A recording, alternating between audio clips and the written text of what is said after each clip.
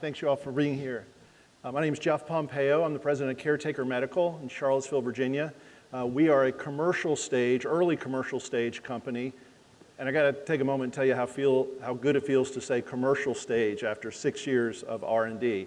But I want to talk to you about our flagship product called VitalStream. VitalStream is the world's only wireless wearable that already has FDA clearance for continuous beat-by-beat blood pressure, cardiac output, stroke volume, other vital signs, and hemodynamics. And our whole goal at our company is to untether patients from bedside monitors and what we call boat anchors and enable continuous and non-invasive ICU-grade hemodynamic monitoring at all points of care. So let's talk about the problem we're trying to solve here. If you look at the main points on the continuum of care, there are 5 million ICU admissions that happen every year in the US. 10% of those people are going to die. What's interesting about these ICU patients is 2/3 of these ICU patients don't have invasive A-lines. They're not being monitored continuously with regard to blood pressure, cardiac output, and hemodynamics. 2/3 of these patients still rely on spot checks that require a nurse to take a productivity hit in an overcrowded ICU that likely doesn't have enough staffing resources, and go do manual checking.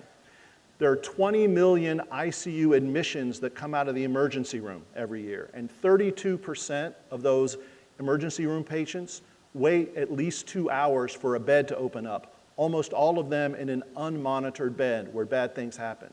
There are over 100 million major surgeries in the US, and 27% of those are going to have post-operative hypotension complications. That's hypotension.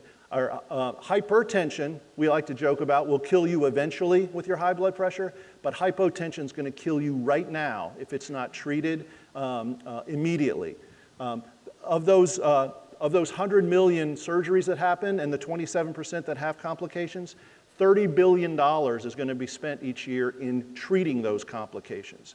75% of all adverse events that happen in a hospital happen in an unmonitored or an under-monitored bed.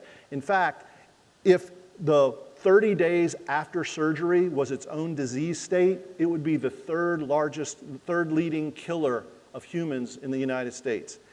50% of IV fluids don't work, and 80% of patients that are in a hospital get some form of IV fluids. They're either over-infusing or under-infusing.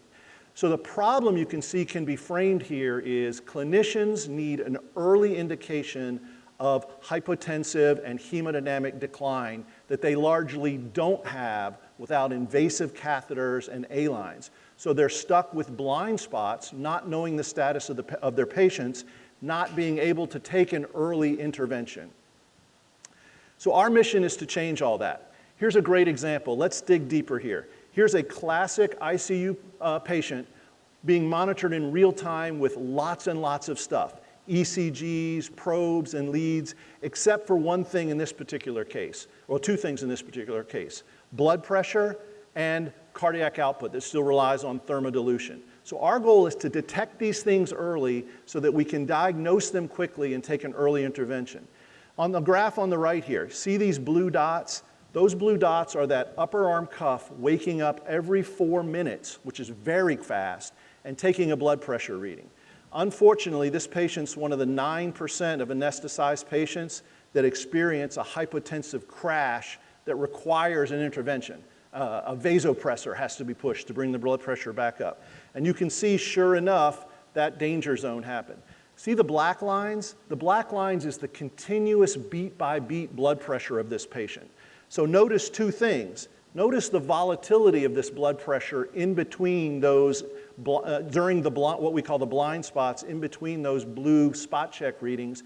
And notice, obviously, if you're measuring in real time, you see the decline as it happens. And in this case, you would have noticed the hypotensive decline 2.5 minutes earlier, been able to take an earlier intervention to reduce the impact of perfusion loss on the body's organs. So early intervention really matters. There is a gold standard for continuous beat-by-beat blood pressure and hemodynamic monitoring, but it's invasive. It's a PA catheter or it's an A-line. It's actually a catheter that is inserted into the artery. But because it's got infection risk prone, sometimes it's very difficult, particularly in high BMI or low BMI patients. It's reserved for use in the OR and the ICU. And in fact, in the overwhelming majority of hospitals in the US, you can't move a patient from an ICU bed to a lower cost bed until you remove these A-lines. Our goal at Caretaker Medical with VitalStream is to enable a non-invasive equivalent to this so that you can move patients to lower cost beds earlier without sacrificing the continuous view you need to keep that patient healthy. So what we've invented is the VitalStream, which I'm wearing, and if you look closely, you can see my blood pressure is actually receding from the nervousness when I first got up here.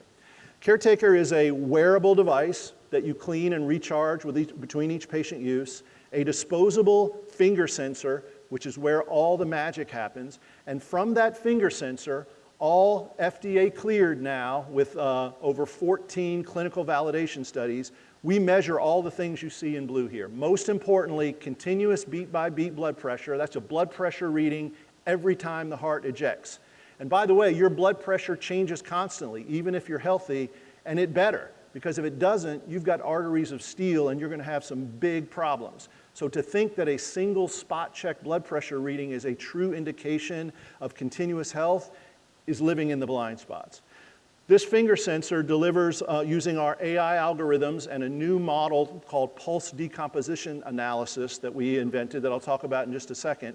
And from there, in a completely wireless form factor, all that data that I mentioned is collected here, can be sent to our cloud portal for remote patient monitoring inside the hospital for consults by another doctor at another hospital, or post-discharge for your high-risk patients post-discharge, or can be streamed to our app and can be connected into EMRs and other patient monitors like the Philips IntelliVue.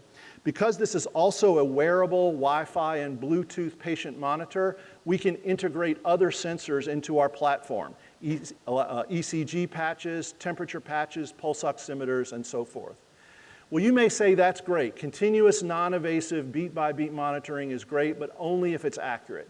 Well, as I mentioned, we have over 14 clinical validations, not on easy NBA players and Olympic athletes, but on tough patients, sepsis patients, mitral clip procedures, arrhythmia patients, showing that we track those gold standards extremely well.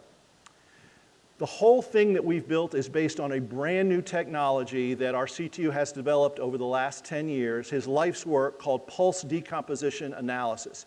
In brief, the way it works is every time your ventricle ejects blood into your aortic tree, there's a reflective wave that comes back up the tree at each impedance mismatch. Every time there's a change in diameter, where your basically at the renal arteries, at the iliac arteries, where your aortic tree narrows, there's a reflective wave that comes back out to the periphery. We measure that in this low pressure, doesn't include blood flow, wear it all day, sleep disorder lab patients, oncology patients, critical care patients. That is digitized, and that waveform is torn apart into its 3 constituent parts, runs against our model and our AI, and that's how we're able to derive all of those things. PDA is covered by 7 issued patents and 3 pending patents worldwide.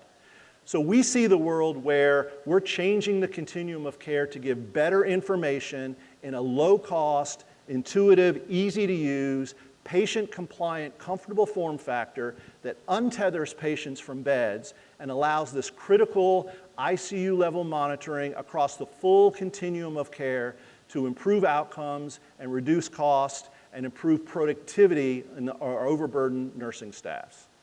Thank you very much.